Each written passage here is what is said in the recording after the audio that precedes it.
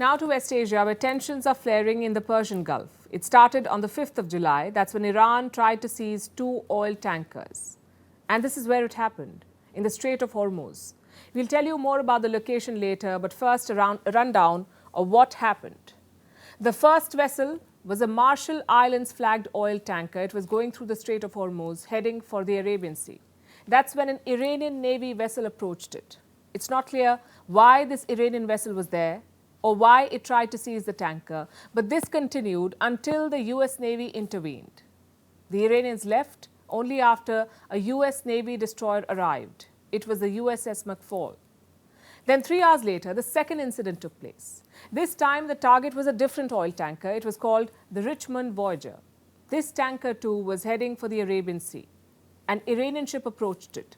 The tanker issued a distress call. The same US Navy destroyer, USS McFall, received this call, so it set sail towards the area. But as the Americans got closer, the Iranians opened fire. They targeted the tanker. No one was injured. It hit the side of the ship. And as soon as the US Navy arrived, the Iranians backed off again. So these are two incidents where the US Navy intervened. It says it prevented Iran from capturing these oil tankers.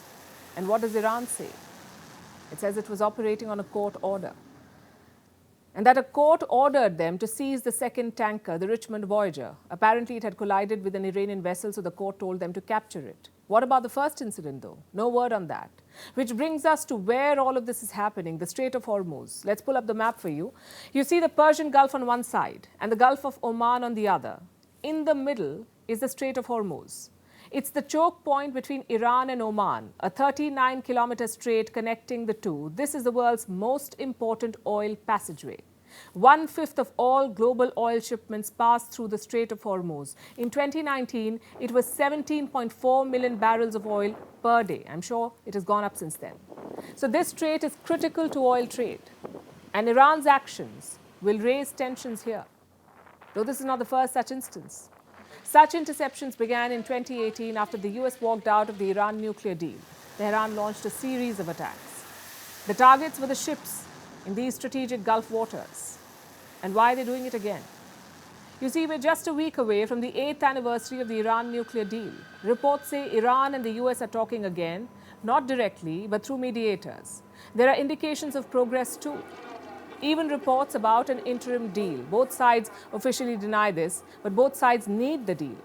Both Iran and America have elections next year. Iran has parliamentary polls. And the easing of sanctions will give the regime a boost. The US has a presidential election, and Biden needs to fulfill his promises, including the one on the Iran deal. And they've been hinting at compromises. Recently, Iran's supreme leader, Ayatollah Khamenei, said there was nothing wrong with the deal with the West. Then the Americans took a step back. They supported a transaction waiver. This allowed Iraq to transfer $2.7 billion of its debt to Iranian banks.